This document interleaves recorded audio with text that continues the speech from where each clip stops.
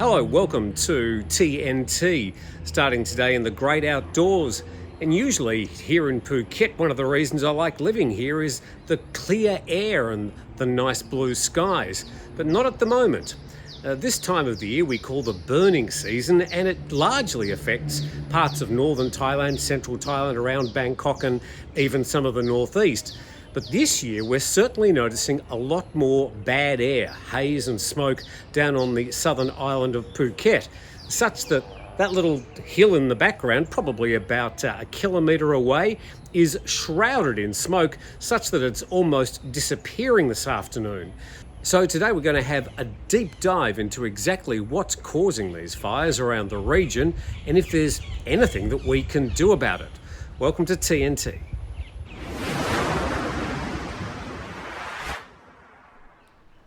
So checking out Thailand's air pollution a little bit later, and I suppose the big question is what level of air pollution will it take until it actually starts becoming a bit of a turn-off for tourists coming to the island. Anyway, we'll start off with something completely different, and we head to Thai PBS World, and a man arrested with 30 live monitor lizards and a large quantity of reptile flesh. Okay, well that's a nasty enough story, but there's a bit more to it. Let's go and find out. Wildlife officials and police have arrested a man and seized 30 live monitor lizards. Now they're not small. I mean, they're usually a metre or so long. 59 lizard carcasses and several live turtles in a raid on an illegal slaughterhouse in Lop Buri province. And down the bottom there, he said the officials are investigating a report in social media that the monitor lizard meat might have been sent to customers to turn into meatballs, and the monitor lizards are a protected species. Trading protected species carries higher penalties, 10 years in prison and or a fine of up to 1 million baht on conviction. Let's go to that social media story and see if we can find out what's happening. And this posted by James MC. It says, this story just breaking in Thailand. Apparently a fishball processing factory in central Thailand has just been raided and found to have been gutting and processing the meat of monitor lizards into meatballs and selling them as white fish balls to restaurants all throughout central Thailand.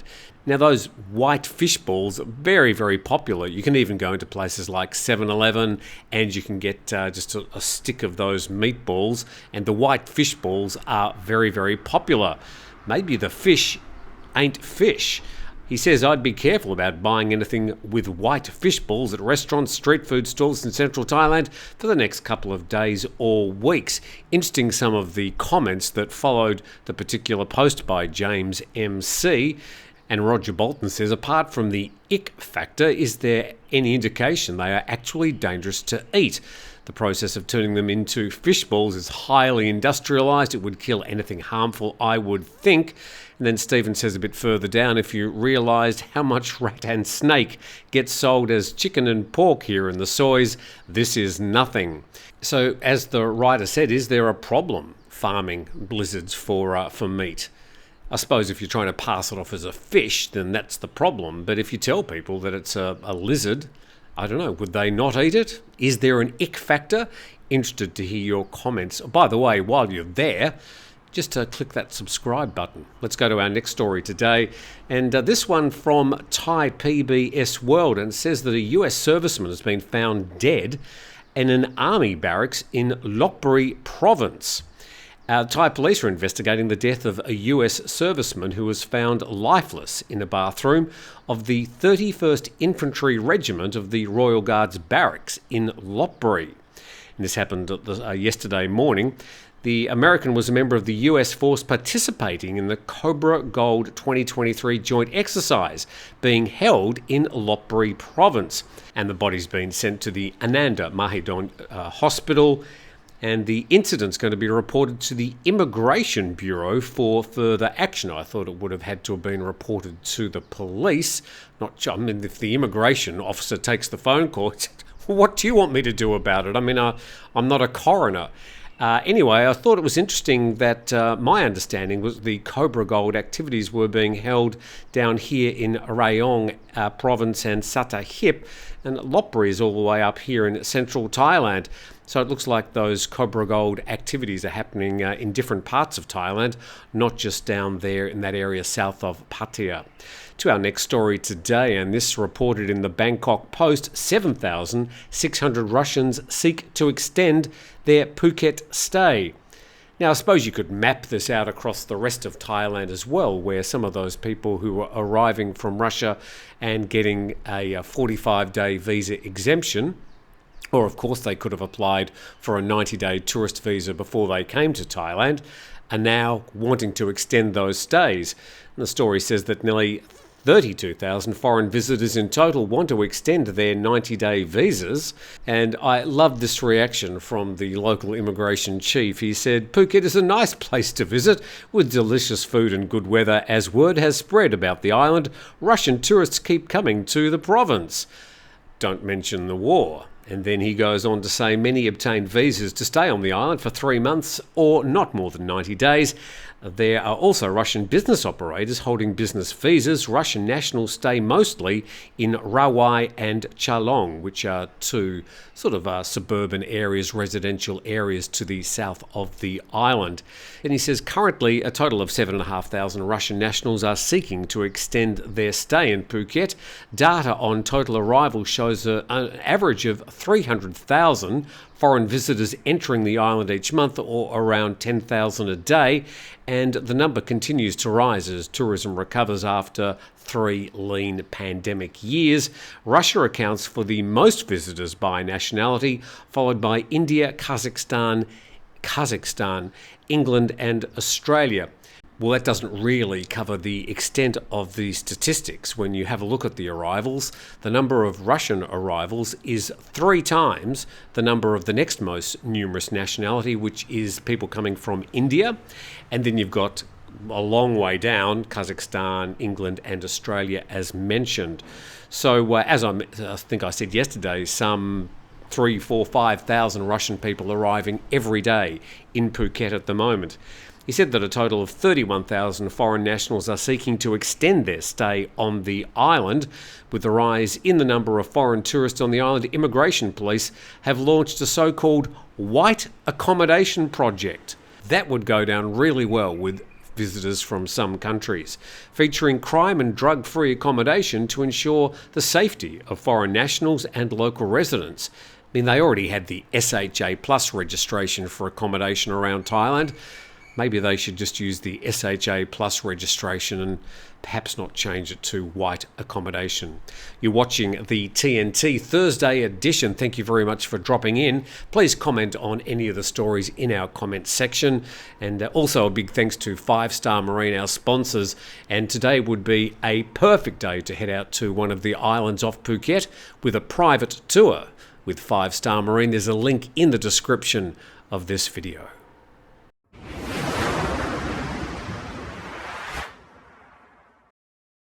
The Thursday TNT program appreciates you dropping in, and we go to calsodenglish.com and their story that says Chinese tourists no longer need a PCR test to enter Thailand. According to a survey, people are looking forward to travelling to Pattaya, says this story. In addition, from March the 1st, Chinese authorities will exempt people from testing for COVID-19 using the PCR method, which is costly and takes a lot of time. The authority will now allow Chinese people to use the ATK method. That's the one that you can buy at a convenience store and do for yourself.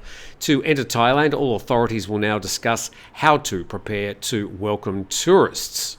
And the story goes on. He says this would reduce the cost and burden. He hopes more tourists will come to the city as Pattaya is a beautiful place and offers many water activities. I think this has been written by the Pattaya Tourist Bureau, and local authorities in Pattaya attach great importance to tourists, and they've set up a special unit to take care of them. They're opening a hotline 1155 for tourist police. Well, that's only been in operation for 20 years, hardly setting it up, and will work with Pattaya City to take care of water transport and general activities. So indeed, that story written by the Tourism Bureau of Pattaya. But good news for Chinese tourists coming in after, well, yesterday, that they don't need a PCR test anymore. They only have to present an ATK test, which they can do by themselves. Let's move on. And our main story today, and reported in Phuket-go.com, unacceptable levels of air pollution in Thailand's north and south, with more to come. Now, this was published yesterday, but we will check today's numbers on the air pollution and try and have a look at exactly what's happening. The story says the Pollution Control Department is reporting that most northern provinces in Thailand are experiencing an unsafe level of PM 2.5 dust, with measurements ranging from 61 to 200 microns, way above the acceptable or safe levels of air pollution, which is meant to be 37. It was lowered from 50 last month, but a lot of the publications seem to have forgotten that. The situation is expected to worsen in the coming days. This is the situation just an hour ago, so around about 7:30 in the morning Thai time. And this is pretty horrendous. So Chiang Mai there recording number 4 of the worst air pollution in the world today, and it's not in very good company. And we can see on the map we've got Chiang Rai in the north there, and just below it is Chiang Mai, surrounded by some areas that down the bottom is recorded as very unhealthy air. And certainly you can, when you're walking around with that sort of situation, when you've got it going up into the red and the purple, you can really feel it in your lungs and going down your throat. And this is Bangkok about an hour ago, and it shows to the west some very unhealthy air, and around the city most of it is unhealthy air today, and that's extending all the way down to places like Hua Hin and also Pattaya just to the south of Bangkok. This is Phuket this morning, and nothing to rave about here, where usually we get quite clear air, even at this time of the year. But even today, Phuket registering unhealthy in the eastern shores of the island. So I thought it was probably important to explain exactly what's going on. Let's have a look at this particular map, and this was published by Phuket-go.com, and it shows, you can see the concentration of fires there in Cambodia. We've got the northeasterly winds, and Phuket is right in the firing line, so that is causing the smoke around Phuket. Now, over the years I've heard all sorts of explanations of the bad air pollution. It's the cars, it's the buses, it's the trucks, it's Chinese temples burning incense. Well, I mean, all those things contribute a little bit, but by far the vast amount of the air pollution is caused by this smoke. I mean, you can smell it in the air. This is burning smoke. And this is the main cause of the air pollution problem around Thailand at this time of the year. Otherwise, if it was the trucks and the incense and whatever else, the factories, then we'd have this problem all the way throughout the year. But we only get it pretty much between January and May each year, which is now called the burning season. So let's go to the fire maps, and this is published by NASA, and you can see the areas of concentration where there's red. That's where there's fires, and this is actually live. This is the situation as we speak right at this moment. Let's zoom in, and you can see India's got their own problems there on the subcontinent, but we'll zoom in further to Southeast Asia. And here we've got Thailand, and surrounded by Laos, Cambodia and Myanmar. So we can see specifically we've got those heavy concentration of fires in Cambodia around Laos, and then to the north of northeast Thailand. You can see some fires up there in the north of Thailand around Chiang Mai. Big concentration of fires there to the west of Thailand in an area we'd describe mostly as Kanchanaburi, and then further up to the northwest we've got fires around Myanmar. Now, if you look at Thailand generally, it hasn't got as many fires as, say, the surrounding countries. So whilst the Thai government and the Thai authorities might be able to police the burning off in their own country, the big problem for Thailand is that all these areas around Laos, Cambodia, Myanmar, and you can see quite clearly on the map, I mean, the evidence is right there staring them in the face. That's causing most of the air pollution in Thailand. and there's probably very little they can do about that. So they might have to get ASEAN involved. And what can ASEAN really do about it? Because they don't usually like to get involved in domestic issues. But the burning off around Southeast Asia is obviously, as you can see, a critical problem, and something needs to be done about it if we are going to try and clear up the air in parts of Thailand at this part of the year.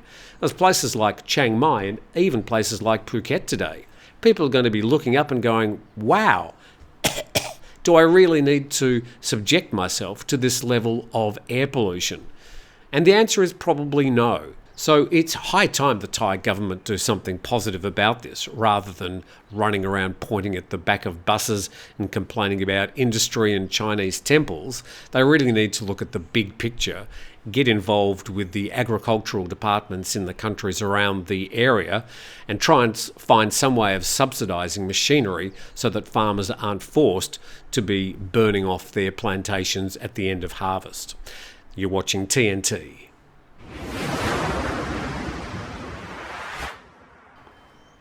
Thank you for dropping in on our Thursday program. We're now going to the PattayaNews.com, and this story veering somewhere between Pattaya and Phuket. Ukrainian man fined in Phuket after being suspected of being an illegal taxi driver in Chonburi. A Ukrainian driver was fined 1,000 baht in Phuket for having no valid driving licence. He was driving from Chonburi with friends to Phuket. A Thai taxi driver was concerned he was an illegal minivan driver. I would have thought the fine of 1,000 baht was actually a very light traffic fine indeed. Further down, the driver was a 35-year-old from Ukraine. He registered as living in Chalong, Phuket. There was another Ukrainian and some Asian passengers inside the minivan. The minivan owner was identified as a 39-year-old Russian who lives in Nong Pru in Banglamong, and down the bottom there he stated he did not rent out the minivan or get hired to drive the minivan. However, Mr. Andrew was fined 1,000 baht for driving with no licence. So I suspect there's probably a bit more to this story, and it won't be the first time that different nationalities have set up infrastructure, particularly transport infrastructure, to service their own fellow citizens.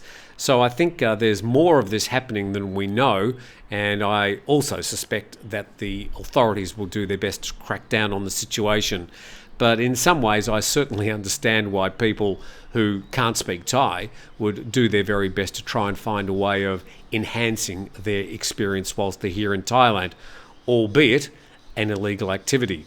Now, this one, a bit of an odd one from thePhuketNews.com, and it says that a red card system's been launched for bad foreigners in Phuket, and under the system, a foreigner will be designated a yellow card for a first offence. The foreigner will be issued a formal warning and the relevant embassy will be notified. It says that after the foreigners completed the current stay and left the country, they'll be denied permission to stay in Thailand for the next visit on the basis the foreigners conducted an unlawful activity that's caused trouble and behaved in a way that's a threat to society. What particular offences are they talking about? If a foreigner is found guilty of a second offence during the same period of stay, the foreigner will have the permit to stay in Thailand revoked. They'll be sent home. Now, critical to the policy announcement, they did not exactly define what level or type of crime is unlawful, and of note, the types of offences mentioned at the press conference focused on traffic violations, such as not wearing a helmet while riding a motorbike, not having the correct driver's licence, and dangerous driving. So the way that reads, it seems to me that if you're caught not wearing a helmet twice, they'll bundle you up, take you to the airport and say, goodbye, thanks for coming, and not allow you to come back again. So I think it's incumbent on the authorities to actually provide a list of offences which are considered serious enough to ban you from coming back to Thailand. That story in the PhuketNews.com. Thanks for watching today. That's about it as we sort of whip around the country and find out what's happening each day. And on Saturday, Nick returns. We'll find out what's been happening with Nick and his travels to Taiwan and China over the past month. And we'll be doing our live program as we do on the weekend. I'm not doing a live program on Sunday. Hopefully I've got another feature for you this Sunday instead. But thanks for watching. Thank you to our sponsors, 5 Star Marine. And especially thanks to you for watching, and we'll do it all again tomorrow.